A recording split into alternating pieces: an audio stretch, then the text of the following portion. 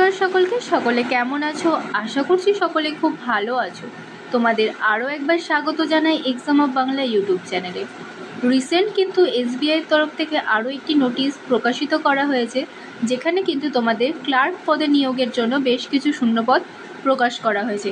আজকে কিন্তু আমি তোমাদের এই ভিডিওর মাধ্যমে সেখানে পদের নাম, যোগ্যতা, বয়সসীমা, মাসিক বেতন, আবেদন পদ্ধতি, নিয়োগ পদ্ধতি ও বাকি যা কিছু আছে সমস্ত কিছু কিন্তু তোমাদের বলে দেবো।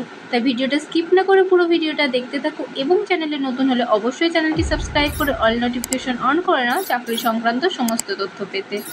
এখানে কিন্তু তোমাদের পোস্টের নাম হচ্ছে সার্কেল ভিত্তিক অফিসার এবং মোট শূন্যপদ রয়েছে 2964টি।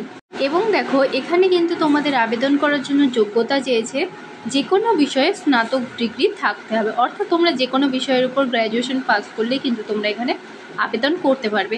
বলে দিই তোমাদের বয়সসীমা। এখানে কিন্তু তোমাদের ন্যূনতম বয়সসীমা চাওয়া হয়েছে 21 বছর এবং সর্বোচ্চ বয়সসীমা চাওয়া হয়েছে 30 বছর।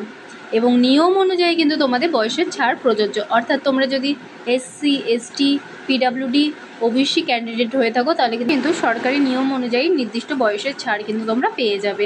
এরপর বলে দিই তোমাদের আবেদন ফি এখানে ফর্ম ফিল আপ করার সময় কত লাগবে। দেখো তোমরা যারা সাধারণ ইডাব্লিউএস এবং ওবিসি কাস্ট থেকে বিলং করছো তাদের কিন্তু 750 টাকা করে দিতে হবে আবেদন ফি হিসেবে, এবং যারা এসসি, এসটি, পিডাব্লিউডি রয়েছে তাদের কিন্তু কোনো রকম আবেদন ফিস চাইনি। আরও বলে রাখি, তোমরা যদি এর অফিসিয়াল নোটিশটি এবং যে কোনো চাকরি সংক্রান্ত অফিসিয়াল নোটিশগুলি দেখতে চাও তাহলে কিন্তু অবশ্যই আমাদের টেলিগ্রাম চ্যানেলে অ্যাড হয়ে যাও।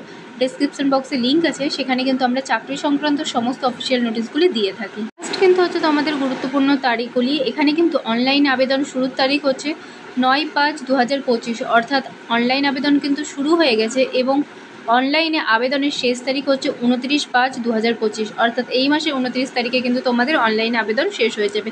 তো তোমরা যারা অনলাইনে আবেদন করতে চাইছো তারা কিন্তু এর মধ্যেই আবেদন করে নাও। আশা করছি তোমরা সমস্ত কিছুই বুঝতে পেরেছো। কোথাও কোনো অসুবিধা হলে অবশ্যই কমেন্ট করে জানাবে এবং ভিডিওটি ভালো লাগলে লাইক ও শেয়ার করতে ভুলবে না। দেখা হচ্ছে পরের ভিডিওতে।